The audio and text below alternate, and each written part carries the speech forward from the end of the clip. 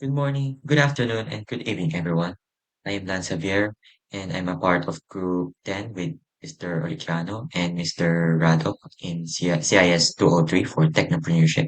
Today, we're going to talk about the innovation of secrets of Steve Jobs, the book that I read. So basically, what is about this book? Basically, this book it focuses on the principles that made Steve Jobs successful, which is who co-founded the Apple and one of the most influential innovators in technology. It shows that innovation is not only for geniuses, but it's also something that anyone can develop through creativity, passion, and with the right mindset. Basically, that there are seven principles. Do what you love, put a dent in the universe, start your brain, sell dreams, not products, say no to 1,000 things, create insanely great experience, and master the message. So what are these principles all about? Doing what you love basically means passion that drives you to creativity and success aligns with career and what excites you. Basically, doing what you love is what you want, what you're interested in. For example, like my interest in computer science, I really like coding, I really like programming. What this book tells me is that doing what you love can become more creative and more motivated. That's how what I perceive in that principle. The next principle is about put a dent in the universe. Have a big vision, It's not bad to have a big vision. Like Steve Jobs, he wanted to create, change the world. It's basically to just that we have to think big. We can think big. Believe that our ideas can make a difference. Kahit konting ganun lang, you can change the life of other people for the better or worse. That's basically what I get from it. Next principle is kickstart your brain. Basically, it's all about creativity, learning from different experience from other things. Like Steve Jobs, he did calligraphy and then applied his learnings from calligraphy, then applied it to make fonts in the MacBook. It explains that creativity can happen when we connect ideas from different fields. It's not bad to have other experience from different field in order to create an innovation or a product from other fields. It adapting from, it helps and innovate more things, to create and visualize the bigger picture. All the past experience that I have to learn from it. I have to adapt from it in order to create a new product for the future and the present. Sell dreams, not product. Steve Jobs didn't sell technology. He sold emotion experience. He focused on how people would feel if they use a product instead of just focusing on the product features. So basically, um, relate to the people's problems than relate to just the products itself. This is why Apple product became popular because Steve Jobs focused on the problem itself of the people instead of just the product. Who is it for? What is it for? Why do you made it? That made me think like if I want to create a product or create a new things or interesting things for myself, who am I going to create it for? Why am I doing this? What made me do this? Is it for interest? Is it for the people? So on and so forth. It made me want to realize to do things more and think about it myself. Say no to 1,000 things, not really bad to say no to 1,000 things in order to create that great innovation. While Steve Jobs focused on simplicity, where great innovation comes from removing unnecessary features, you know, in order to create this amazing product, you know. Kahit maliit na no lang, pwede yun. Hindi naman masama as long as instead of making complicated products or he focused on simple and easy to use designs. Don't overthink it, don't overthink, so on and so forth.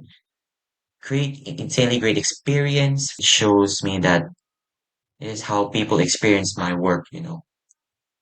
How will I get the people to know the experience of having this product? Mastering the message that the best idea will fail if we cannot communicate properly. Kaba lang yan. So don't mind it. If you really want to make to convey the message that you want, you really had to stand up, go up on stage, and bring the message to the people. Kaba lang yan, hayaan mo na yan. Just let them hear your message. Innovation comes from the passion, vision, creativity, and simplicity of in storytelling. So basically, anyone can become innovative if they follow their passion, think big, stay creative, and communicate their ideas well.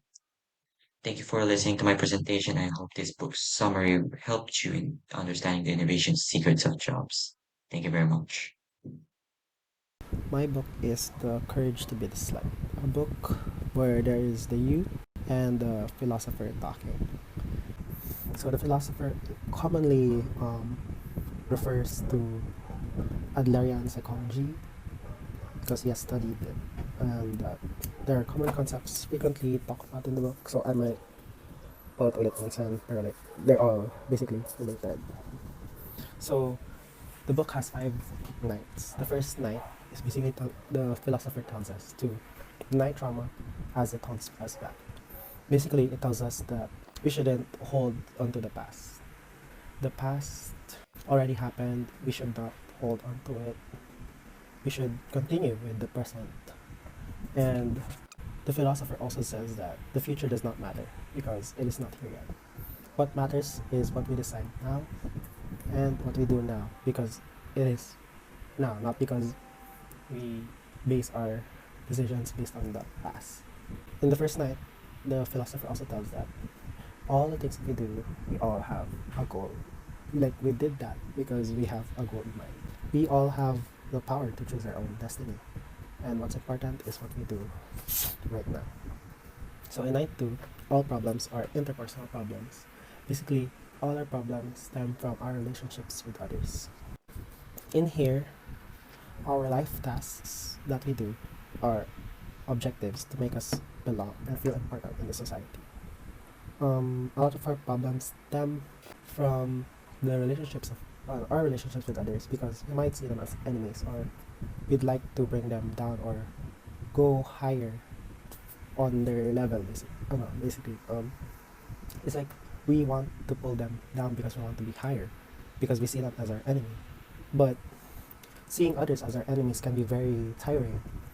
Nakaka-stress siya kasi gusto mo laging nasa taas. Pero alam mo naman na parang pinupush mo yung sarili mo lang masyado.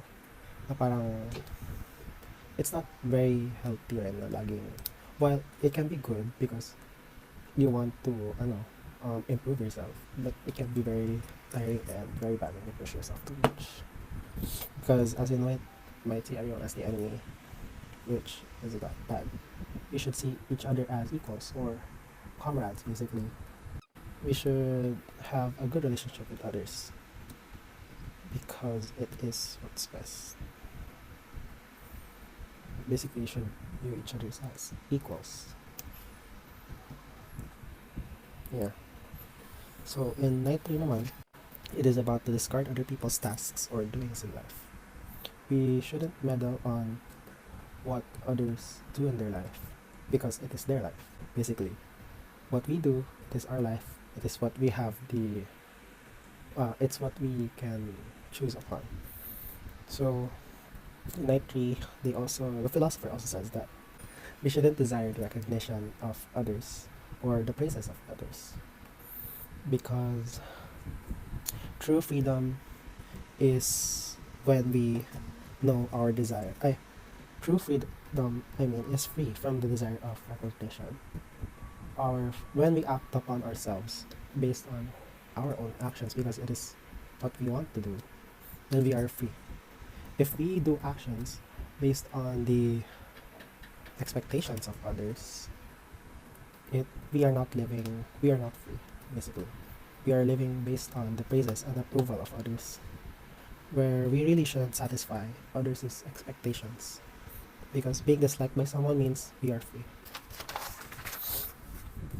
And so for night 4, the main topic for me, chapter 4, is about society. We all have to do our part in the society because We are not the center of the world. We should do things just for us, but we also have to contribute to the society. By being of use to someone, or if we contribute, we find our purpose in life, basically. For night five, live in earnest in the here and now. It goes back to the previous nights where we should just live in the present. We should look at the past. Those who view others as enemies have not attained self acceptance and no confidence in others. We should really be living in harmony in the community and in equals.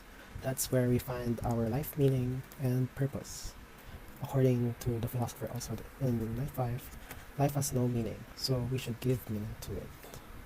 We should find our meaning in life, or find our meaning in life through contribution to the community, because it is verified recognition that we are part of a community, and that's what makes us have purpose.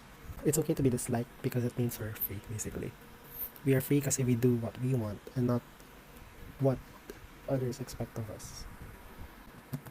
For this book, it gives nice lessons, and it gives you insights, especially in this night for you about some praise, and you should really give praise or make other people rely on our praise, because it makes them to rely on praise or on our expectations, basically. Have you ever felt completely exhausted? Trying to get people to act the way you wanted to? Maybe it's your partner who won't help out, a boss who does not recognize your work, or a friend who didn't invite you to a dinner. We spend too much our life in control trap. We think if we can just nudge, fix, or convince people to see things our way, we finally feel at peace. But here is the reality. Trying to control things that you can change is fastest way to stay miserable. Today, we're talking about Mel's Robin new books, The Let Them Theory. It's a simple three words tools that is going to give you your life back. So what's it? The Let Them Theory is the practice of radical acceptance. It means that when you see someone doing something that triggers you, upset you, or is what you choose for them, you simply say yourself, let them. They didn't text you back, let them. They are making mistake with their money, let them. They are gossiping about you, let them. This isn't about doormat. It's about a mental circuit breaker. When you say let them, you stop the anxiety loop in your brain. You stop wasting your precious emotional energy on the battle you cannot win, which is the battle of someone else's free will.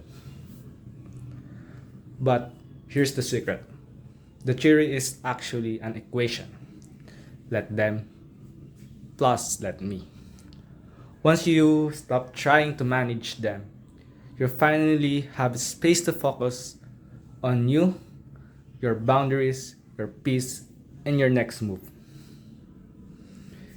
Here's the lesson. There are three big takeaways in this book that change how I look at relationships. So, lesson one, Mel talks about how we often try to save people from their own consequence. But when you rescue someone, you take away their chance to learn. Sometimes the most loving thing you can do is to let them fail so they can grow. Lesson 2. We spend too much time self-rejecting, hiding who are so people will like us. Mel argues that if someone does get you or does want to be your friend, let them. Their lack of interest is reflect of your worth. It's about information about where you belong. Number 3, let them acts as pause button. It gives a 5 second of distance between trigger and your reaction. In the pause, you regain your power. So, so the book applies how we'll treat ourselves, how we'll manage people, and how we'll manage, especially on your own.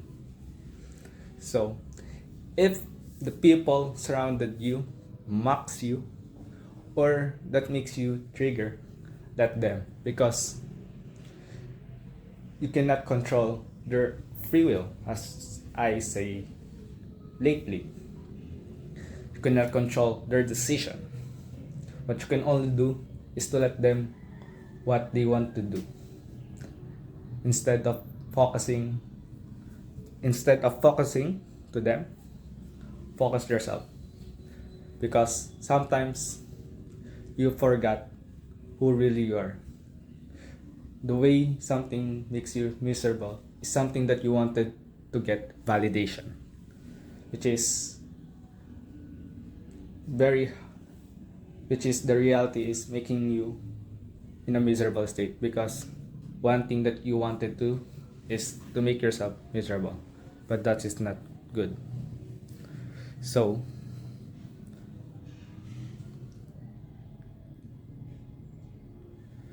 so this isn't an excuse to stay bad situation. Let them theory does not mean you let people walk all over you. It means to accept who they are so that you can decide if you even want them in your life. You let them be them. And then you let the walk away if it's not fit. The let them theory is about being passive. It's about being powerful. It's about realizing that your energy is your most valuable resource. So stop spending it on things that you can control. What the thing you in your life right now that you need to stay, let them to drop it in the comments below. And if you're ready to claim your peace, I highly recommend you pick up Mel's book. Thank you for watching.